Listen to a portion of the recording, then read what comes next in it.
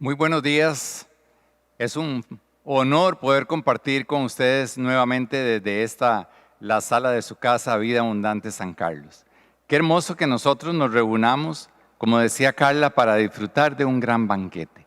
Ese banquete que está preparado siempre a tiempo y con de lo mejor para nosotros, porque es su palabra, es la palabra de vida. El banquete que tiene siempre el pan de vida, porque Él dijo cuando estaba aquí en la tierra que Él era el pan de vida que había descendido del cielo.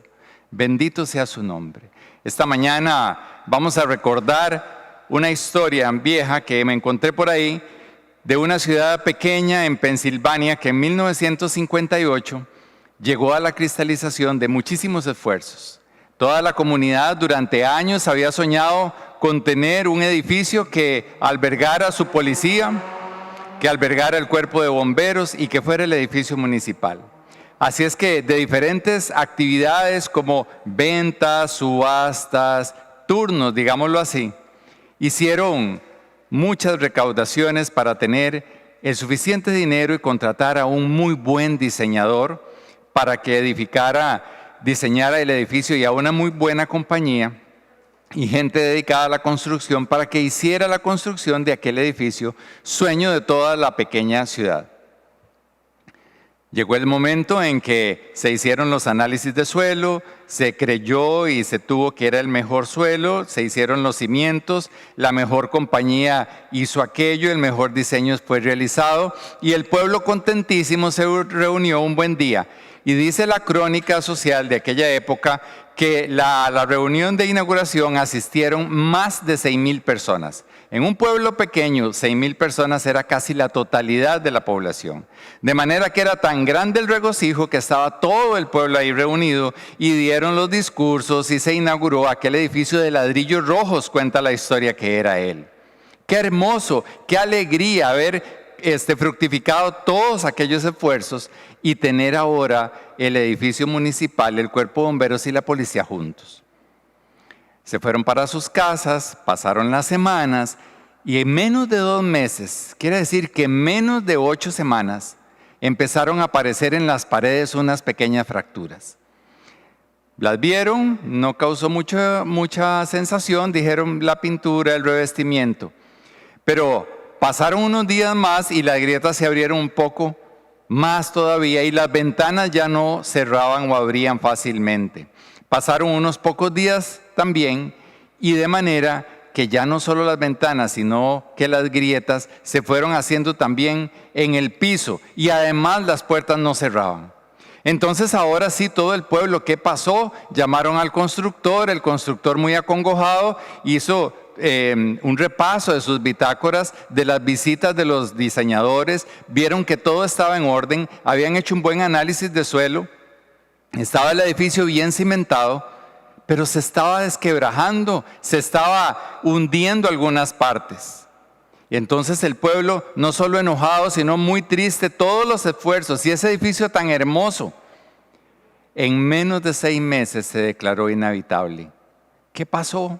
¿Qué pasó? Toda la voluntad, todo el mundo había estado buscando el bien y se habían hecho bien las cosas. ¿Qué pasó? Entonces hubo una gran investigación. La compañía no solo dijo, yo quiero que me investiguen, sino que buscaron otras compañías, buscaron geólogos, buscaron gente de la construcción y empezaron a analizar aquello y se dieron cuenta que los cimientos estaban bien puestos, estaba todo muy bien puesto, pero investigando se dieron cuenta que no muy lejos de ahí existía una mina que usaba dinamita para explotar las rocas donde trabajaban. Estaba no muy cerca y tampoco estaba muy lejos. Pero aquellas ondas sísmicas se vinieron y fueron socavando debajo de los cimientos. Socavaron sutilmente, poco a poco, muy imperceptiblemente. En la superficie nadie se dio cuenta que estaban aquellos movimientos, pero el edificio se desquebrajó. El diseño no funcionó y los cimientos se vinieron abajo. ¿Por qué esa historia? Para empezar una enseñanza bíblica. Porque hoy vamos a hablar de unos movimientos sísmicos que pueden estar dentro de nosotros. De hecho, están en todos los seres humanos. Son pequeños, son imperceptibles y van socavando las bases de nuestro diseño. Ahora nos hablaba Carla del diseño de un reloj. Y eso también, el diseño de nosotros puede ser socavado porque algo pequeño va minando nuestras bases. A eso Santiago le llama tentación. Las tentaciones son sutiles, muy imperceptibles en un momento, y otro, y otro, y otro va sumando. De manera que veamos lo que dice la palabra con respecto a eso. Santiago 1:13 dice que nadie al ser tentado diga que es Dios quien me tienta, porque Dios no puede ser tentado, porque por el mal ni tampoco tienta él a nadie. Y dice en el 14, todo lo contrario, cada uno es tentado cuando sus propios malos deseos arrastran y seducen.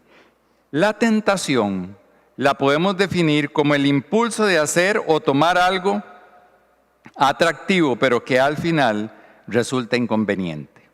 Me encantó la lámina que está invitando a esta enseñanza, donde hay un hombre y 3 caminos que se tuercen y signos de pregunta.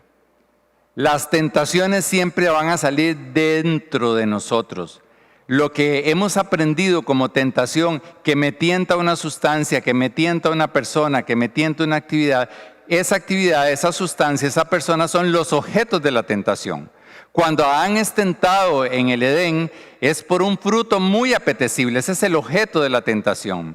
Pero en Adán estaba un movimiento que venía socavando sus bases, su relación con Dios.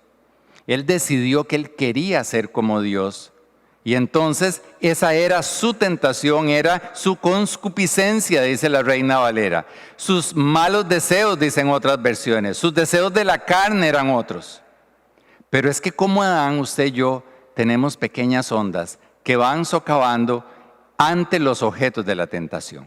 Para irnos, Santiago dice que nada que a nosotros nos tiente viene de parte de Dios. O sea, lo que no viene de Dios viene del mal.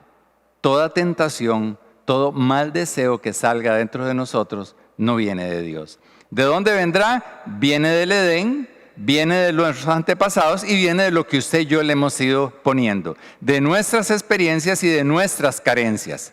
Eso conforma una base inestable que tiende a estar socavando nuestro diseño. Qué triste que usted y yo pudiéramos caer en tal forma de ondas sísmicas, de tentaciones, que al final nos tuvieran que poner un rótulo de inservible, un rótulo de clausurado, porque el diseñador y los constructores que nos hicieron fracasaron, porque no le dimos chance al diseño original de permanecer. Y fueron más fuertes los sismos que había debajo de nosotros. Por eso es que hoy hemos tomado la decisión de aprender de la palabra, ir más allá de toda tentación. Tenemos que salir de las tentaciones y humanamente eso es imposible, porque Efesios nos dice que esto es una lucha espiritual. Nos dice Efesios 6:12, porque nuestra lucha no es contra seres humanos, sino contra poderes, contra autoridades, contra potestades que dominan este mundo de tinieblas, contra fuerzas espirituales malignas en las regiones celestiales. La tentación sí está dentro de la persona. Ya dije, por herencia de Adán, por herencia de nuestros antepasados, por cosas que no tenemos o que hemos hecho, que están ahí. Pero esto no se combate con decir no lo quiero hacer, no lo quiero hacer, no lo quiero hacer, voy a ir a que alguien me quite esto. Eso no sale así. Esto solo se combate por medio de la lucha espiritual. Y es ahí donde vamos a tener hoy la enseñanza. Y vamos a aprender, como siempre, de alguien de la palabra y de lo que él hacía y de lo que no hacía. Hoy vamos a aprender de Amalek y del pueblo que él fundó, que son los amalecitas. Amalek era nieto de Esaú. Y recordemos que hace unas semanas lo tuvimos aquí de invitado a Esaú. Y veíamos de Esaú una característica que lo llevó a la perdición, que era que Esaú era intemperante, era ya, yo quiero ya, yo estoy cansado y tengo hambre y deme de comer y ya. Saúl tenía los derechos de ser el heredero de una familia. Él era el que iba a estar con todos los derechos patrimoniales, espirituales de la familia. Pero decidió un día que estaba cansado y con hambre que él no le importaba eso. que él quería satisfacer su necesidad, el placer de sentirse satisfecho, y vendió su primogenitura. Esto es una onda sísmica que quedó en esa familia, y usted y yo somos descendientes de Esaú. Por eso viene arrastrándose. ¿Qué pasó? Que fue marcando a sus generaciones con esa intemperancia. Los fue marcando y fue decidiendo hacer lo que le dio la gana cuando él quería y en el momento que él quería. Y entonces Amalek, nieto de él, tiene las mismas características. Y hoy nosotros necesitamos aprender de los amalecitas lo malo que hacían para no hacerlo nosotros. Y vemos ahí en la filmina 5 características de los amalecitas. En primer lugar, eran sumamente combativos. Ahora yo les voy a hablar de esto y después vamos a hacer la relación de qué tiene que ver con las tentaciones. Pero para que nos quede claro, los amalecitas eran sumamente combativos. Esaú desde el vientre de su madre peleaba con su hermano y así fueron todas sus generaciones. Amalek era un peleón y los amalecitas eran unos peleones de primera. Nunca había paz, eran luchadores, igual que las tentaciones, luchadoras, necias, combativas, siempre. La segunda característica, vivían merodeando alrededor del Sinaí. ¿Qué es merodear? Es estar aquí y después estar allá y después estar por aquí. Salían, un día estaban aquí, otro día estaban en otro lado. Así son las tentaciones. Hay momentos en que están muy claras, muy identificables, pero otras veces empiezan a salir por aquí y se hunden y salen por el otro lado. Así son las tentaciones, así eran los amalecitas. La tercera, asaltaban las caravanas que pasaban por ahí para robar. Pero lo hacían sobre todo por placer. Y usted me dice, ¿cómo? Sí, dicen los cronistas que los amalecitas disfrutaban enormemente del susto del ataque para robar. ¿Y quién dice la palabra que vino a matar y a robar y a destruir? El padre del mal, el padre de la mentira, el que genera las tentaciones dentro de las personas. Ellos tenían una cuarta característica, que no solo robaban por placer, sino que mataban por placer. Se extasiaban y disfrutaban matando a la gente. No era que la mataban para robar, es que mataban para complacerse ellos y robaban además. Así son las tentaciones. Nos roban los sueños, las familias, el gozo, la tranquilidad, la buena conciencia. Destrozan todo. Así son las tentaciones, igual que los amalecitas. Y la última característica es que ellos atacaban siempre por la retaguardia. Atrás, al último, ellos esperaban a ver quién estaba distraído y quién estaba cansado, y ahí atacaban. Así son las tentaciones. Y usted y yo no somos ajenos de eso. Porque usted y yo somos sujetos de pasiones, sujetos de tentaciones, de eso que está dentro de nosotros, ondas sísmicas que están socavando día a día nuestro caminar. Ellos siempre iban detrás del cansado y detrás del distraído. Así son las tentaciones también. Los amalecitas entonces calzan en el perfil de lo que hoy día se llama hedonismo. Hedonismo es una corriente de pensamiento que dice que el fin último de las personas es buscar placer. Entonces lo vemos en una propaganda hasta de una hamburguesa. Es provocar en nosotros un deseo de poseer aquella hamburguesa. Y entonces la presentan con todas las capas de cosas, un refresco a la par, el fresco frío sudando en el vaso. Siempre la tentación nos va a presentar objetos deseables, siempre. Y ese es el hedonismo. Vivimos en una época altamente hedonista, altamente amalecita, diríamos hoy, donde nos salen las tentaciones, se hunde una y está la otra. Usted puede ser más joven, puede ser más guapo, puede ser más inteligente, así de fácil. Con solo un clic. Usted puede traer el mundo del placer a su casa, a su vida, con solo un clic. Llame y llegará. Esa es la tentación, ese es el viejo truco del enemigo desde el tiempo de los amalecitas. Hoy vamos a hacer un paralelismo entre la forma de que los amalecitas atacaron a Israel y las tentaciones a nosotros. Es exactamente lo mismo. La Biblia es vigente para el día de hoy, para su vida, como nunca nada va a estar vigente. Siempre la palabra tiene respuestas para todo.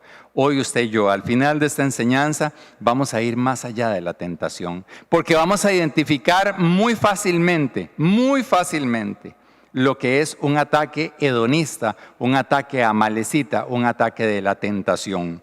Y entramos a leer Éxodo 17, del 8 al 13. Es una lectura que nos lleva históricamente primero a que es el primer ataque que le cae, que tienen el pueblo de Israel. Recuerden que estaban en esclavitud, salen al desierto hacia la tierra prometida. Y aquí es importante que nosotros recordemos que es la tierra prometida. Es la tierra donde fluye leche y miel. ¿Qué es la leche? El sustento, y la miel, el cuidado. Este pueblo salió de la esclavitud y iba a un cuidado y a un sustento eterno del Señor. Había que pasar un desierto. Esa es su historia y es mi historia.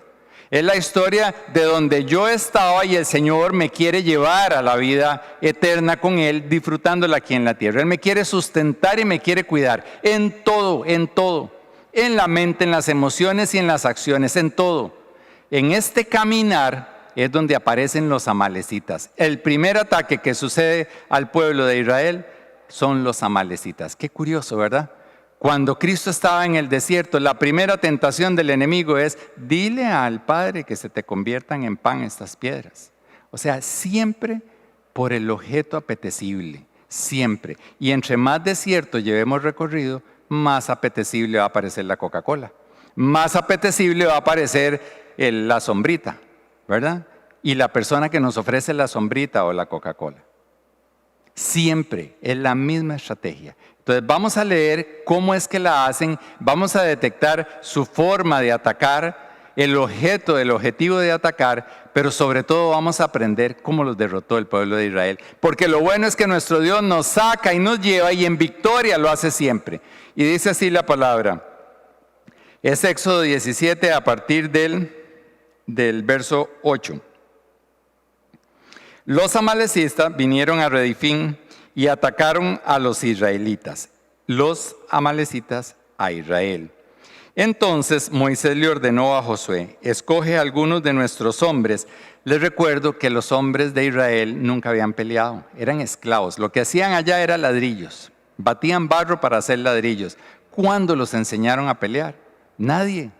Pero ahora, ante el ataque, Moisés, de líder, le dice a Josué, el que estaba segundo a bordo: toma unos hombres y vete a ver qué haces allá con ellos. Pero él sabía, los manda ya porque había que enfrentarlos, pero él sabía lo que tenía que hacer y les dice: escoge algunos de nuestros hombres y sale a combatir a los amalecitas.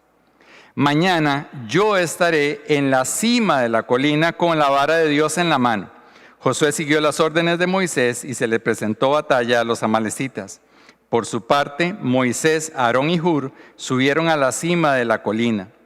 Mientras Moisés mantenía los brazos en alto, la batalla se inclinaba a favor de los israelitas, pero cuando los bajaba, se inclinaba en favor de los amalecitas. Cuando a Moisés se le cansaron los brazos, tomaron una piedra, se la pusieron debajo para que se sentara en ella. Y luego Aarón y Hur le sostuvieron los brazos, uno al izquierdo y el otro al derecho. Así Moisés pudo mantenerlos firmes hasta la puesta del sol. Fue así como Josué derrotó al ejército amalecita a filo de espada. De la lectura llama la atención: vaya usted a pelear, pero después la descripción, que ahorita la vamos a ver en detalle, se está llevando a cabo en otro lado. La batalla está en la bajura, pero en la altura se está dando la verdadera batalla. ¿Qué vamos a aprender de esto? En primer lugar, que es el primer ataque, y ya yo dije que siempre las tentaciones vienen por las necesidades básicas. ¿Cuándo? Cuando estamos en el desierto. Lo primero de ellos es que nosotros tenemos que identificar los momentos en que estamos muy cansados o estamos muy distraídos. Porque los amalecitas atacaron exactamente en una situación complicada de ellos. Cuando nosotros en medio del desorden empezamos a alegar que cuándo se acabará, que qué barbaridad, que cuándo van a abrir los parques, que yo ya quiero salir, en esa alegadera, ahí es donde los amalecitas aparecen. Y les voy a leer lo que sucede antes, precisamente antes de esta situación.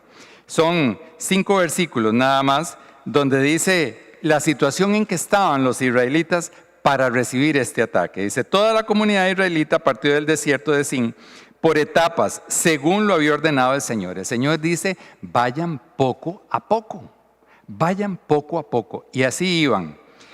Pero en determinado momento acamparon en Redifín, pero no había agua para que bebieran. Y entonces altercaron con Moisés, dice aquí. Iban guiados por el Señor, caía pan del cielo, los guiaba con una nube de fuego en la noche, con una nube que los cubría en el día. Pero un día no hay agua y empiezan a altercar con el jefe. Dice, danos agua para beber, le exigieron. ¿A quién? A Moisés, al representante de Dios que lo llevaba a la tierra prometida. ¿Por qué pelean conmigo? Se defendió Moisés. ¿Por qué provocan al Señor? Pero los israelitas estaban sedientos, igual que Esaú, igual que Amalek. Ya, quiero, agua. Pero no me importa, el pan no me importa, quiero agua. Y siguieron alegando, dice, ¿por qué provocan ustedes a Dios? Los israelitas estaban sedientos y entonces murmuraron contra Moisés, que era el representante de Dios. ¿Para qué nos sacaste de Egipto?, reclamaban. Solo para matarnos de sed a nosotros, a nuestros hijos y a nuestro ganado. Clamó entonces Moisés al Señor y le dijo, ¿qué voy a hacer con este pueblo? Solo falta que me apedren a mí, que me maten a pedradas. Del primer ataque de los amalecitas a Israel, aprendemos que la estrategia empieza cuando estamos cansados, con las emociones desordenadas, descuidados. La primera pregunta para usted y para mí, ¿qué me distrae a mí del caminar por etapas que el Señor ha empezado en mi vida? Señor sacó al pueblo de Israel y lo lleva por etapas. Hoy te muestro esto. Descansen aquí, mañana te muestro esto. Descansen aquí, mañana te voy a dar esto. Les daba maná, quisieron codornices, les dio codornices. Iban directo, guiados por el Señor, a la tierra prometida, al cuidado y al sustento eterno. ¿Pero qué hacían? No hubo agua, y armaron el pereque, renegaron, dice ahí, murmuraron, se quejaron y vieron un panorama. Se van a morir los hijos, se va a morir el ganado, nos vamos a morir todos nos vamos a morir. Porque no había agua, pasiones desordenadas. Entonces, ahí es donde actúa el enemigo. Ahí es donde los amalecitas vieron la división, vieron que había una discordia, los encontraron distraídos y ataca. Exactamente así atacan las tentaciones. Así atacó la tentación a Esaú, el abuelo de este Amalec. Cansado y con hambre, yo quiero y ya quiero. Por un plato de lentejas vendió su primogenitura. De este Esaú descendemos usted y yo, tristemente, por un lado. Porque cuando veamos la victoria vamos a decir, pero bendito sea el Señor Jesucristo. Pero las pasiones están ahí, desordenadas. ¿Qué más sucedió? Él aprovecha esas emociones desordenadas y toma la iniciativa.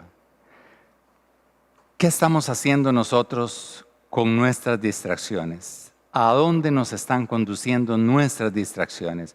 ¿Cuánto tiempo en las redes? ¿Cuánto tiempo en Netflix? ¿Cuánto tiempo en la palabra? ¿Cuánto tiempo en conversaciones y en seguir a cuánto cantante y a cuánto famoso y a cuánto influencer hay para ver qué se puso, qué compró, qué no compró, con quién durmió? ¿Y cuántas veces le damos un me gusta a la palabra?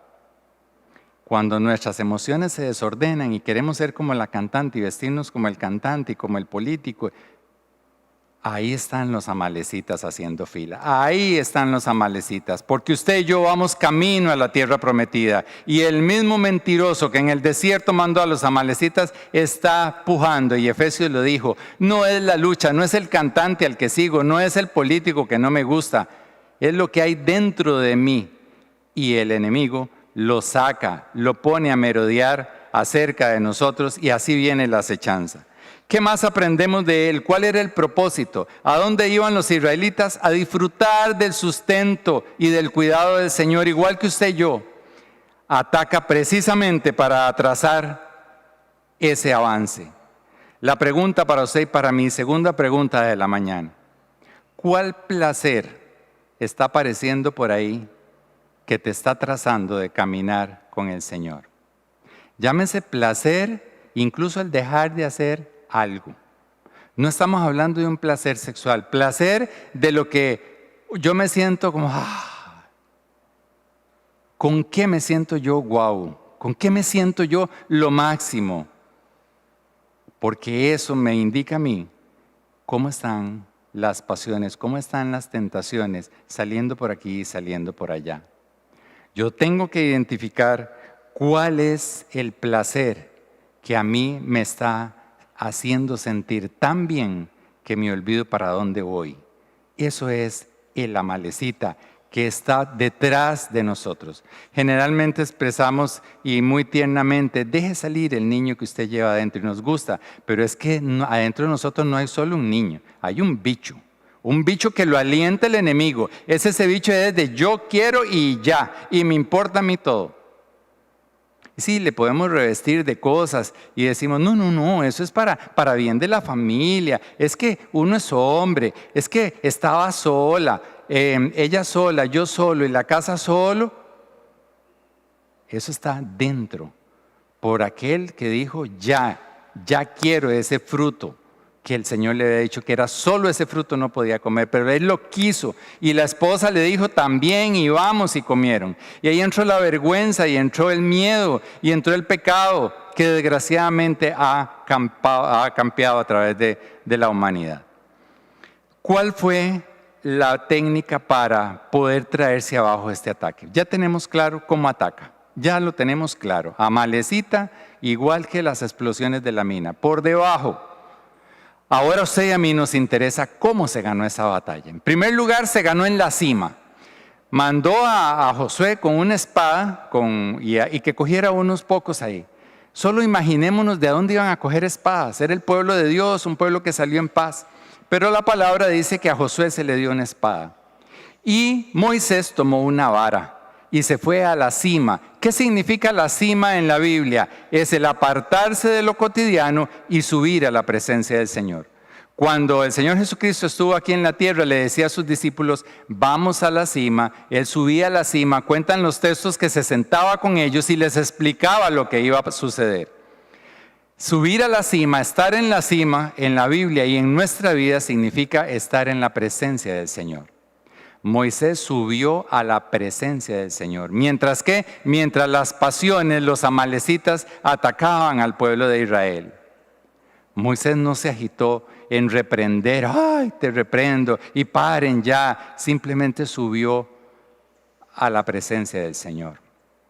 Usted y yo tenemos que preguntarnos, sobre todo decirnos, ¿cómo voy a atacar a los amalecitas? ¿Cómo voy a ir más allá de mis tentaciones? Únicamente en la presencia del Señor. Porque Efesios nos dijo, esto no es ni contra hombres ni contra mujeres. Esto es contra el enemigo.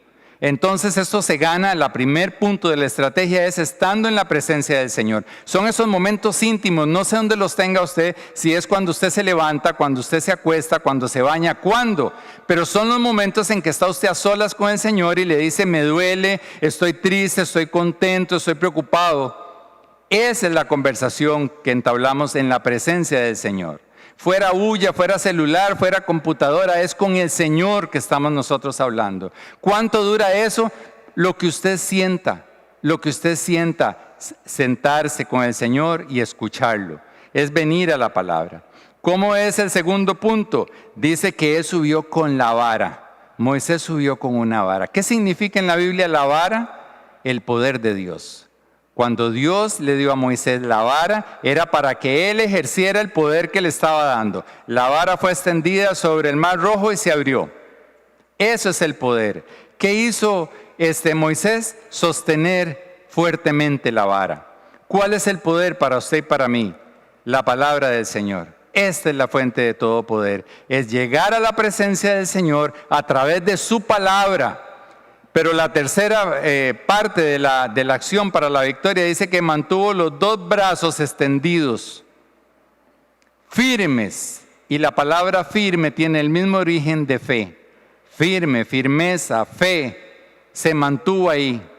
Entonces llevamos 3 puntos para ganar la victoria a los amalecitas, a las pasiones. Estar en la presencia del Señor, ejercer el poder de su palabra y mantenernos en fe. ¿Cuánto tiempo? Dice que hasta el anochecer estaba él con los brazos arriba.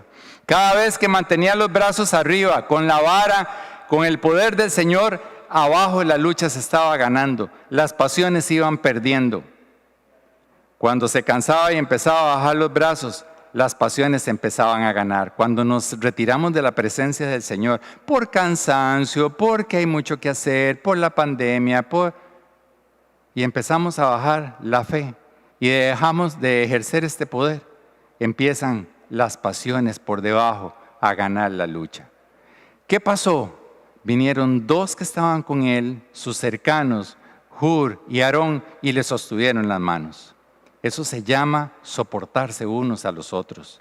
Eso se llama congregación. Para eso nos congregamos. No se vale vivir una fe en solitario como el llanero solitario. No se vale porque eso no fue el diseño original de Dios. El Señor nos hizo para tener una conexión vertical con Él y horizontal con todas. ¿Y cuál es la prueba? Que Él bajó del cielo, hecho Cristo, hecho hombre, para convivir en medio de toda la humanidad.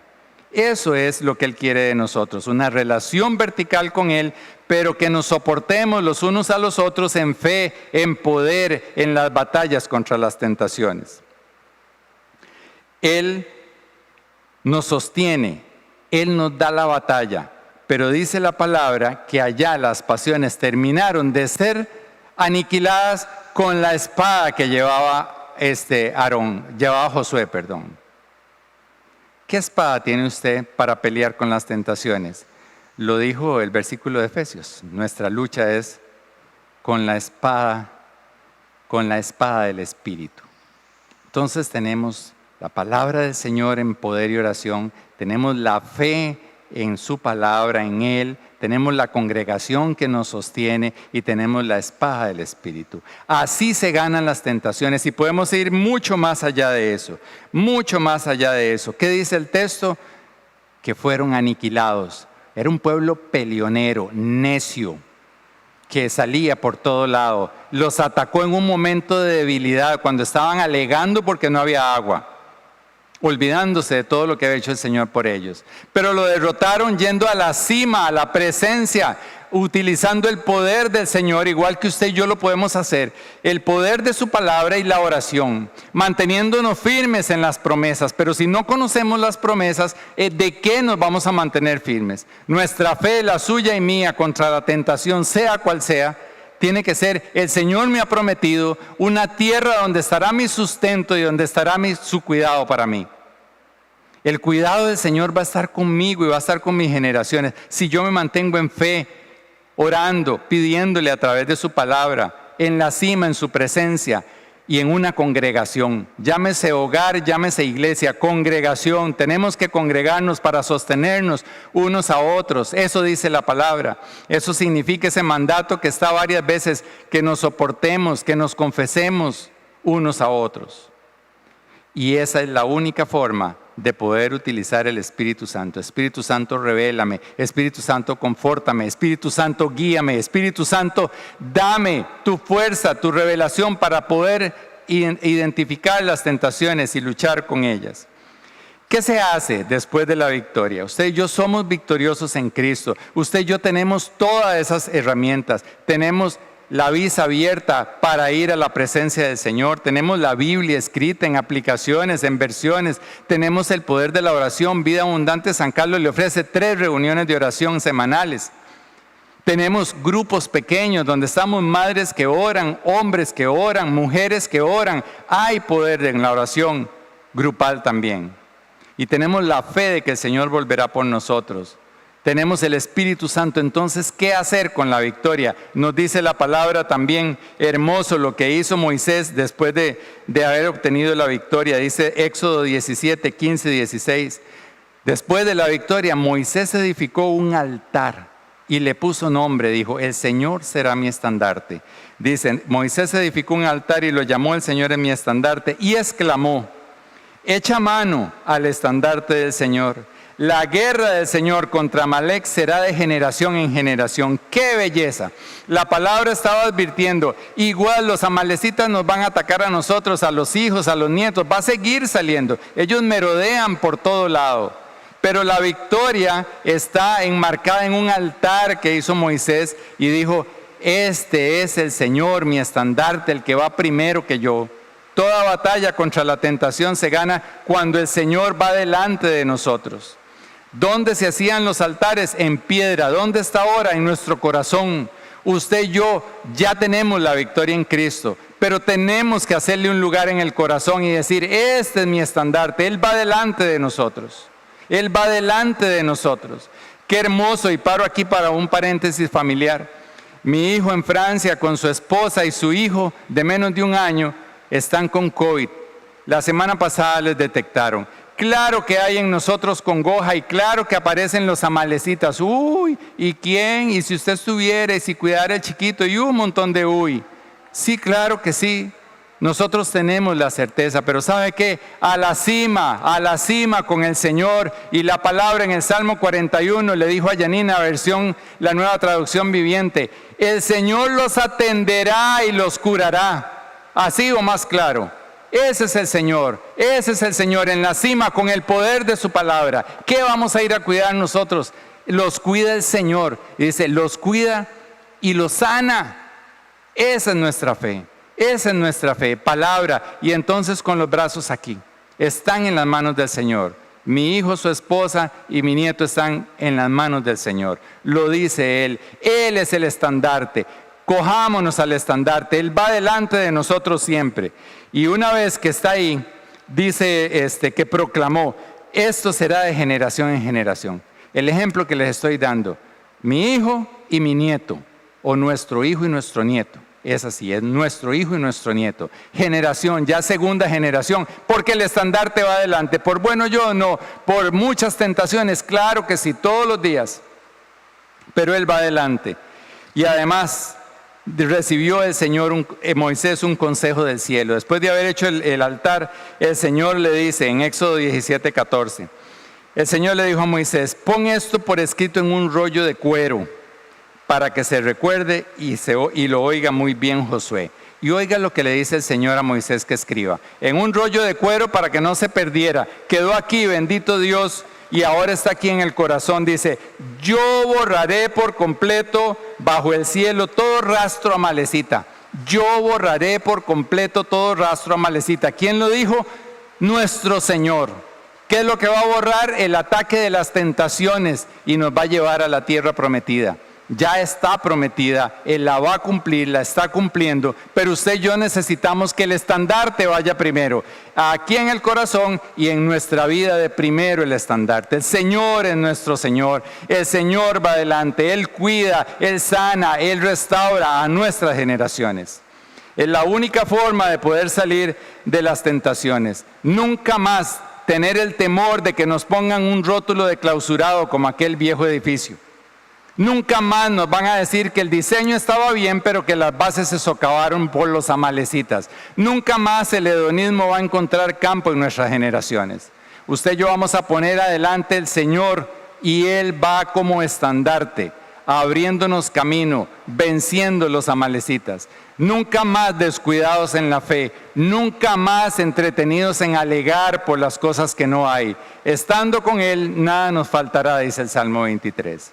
Oramos esta mañana para darle gracias al Señor de que Él es nuestro estandarte. Señor Jesús, gracias, muchas gracias, porque hoy emocionados nos vamos de que sí hay opción, Señor, contra las tentaciones. Hoy nos has puesto a reflexionar que están dentro de nosotros por las experiencias pasadas, por las carencias que hayamos tenido, por Esaú, Señor, por Adán más allá, por el pecado de nuestros padres y de nuestros abuelos. Sí, Señor. Van a estar merodeando, van a estar tratando del descuido de nosotros para atacar. Pero hoy, Señor, hemos visto cómo tienes exactamente, paso a paso, las estrategias para vencerlas. Es en tu presencia, Señor, subiendo a la cima, a la exclusividad, saliéndonos de lo cotidiano y poniéndonos con el poder en una mano y con la espada en la otra, Señor. el poder de tu palabra ejercido en oración, la espada de tu espíritu, y vamos a estar, Señor, sostenidos unos a otros, porque nunca más, Señor, se verá un rastro de amalecita en nosotros o en nuestras generaciones. Bendito sea por siempre tu nombre, bendita sea por siempre tu palabra, bendita sea por siempre el poder de tu sangre, bendito tu Espíritu Santo. Gracias, Padre, gracias infinitas, porque hoy a través de este paralelismo hemos visto cómo el primer ataque que hace el enemigo es socavar nuestras bases con las cosas atractivas, Señor. Pero estos placeres son engañosos, porque nuestro sustento y nuestro cuidado está en la tierra prometida, que eres tú mismo, Señor Jesús, que bajaste del cielo y dijiste: yo soy el pan de vida, el que coma de mí nunca más tendrá hambre. Nunca más, Señor, el hambre de un placer vendrá a opacar la presencia tuya, porque hemos decidido, y lo hacemos hoy, confiando sinceramente en que en nuestro corazón está escrito tu nombre, que en nuestro corazón está el nombre estandarte. Vas delante de nosotros, Señor. Tú eres el autor y consumador de nuestra fe, y la victoria segura en ti, Señor, tendrán todas nuestras generaciones. Bendito sea, Señor Jesús. Amén y amén. Démosle un aplauso al Señor Jesús, autor y consumador de nuestra fe, el único capaz de vencer todo ataque de los amalecitas.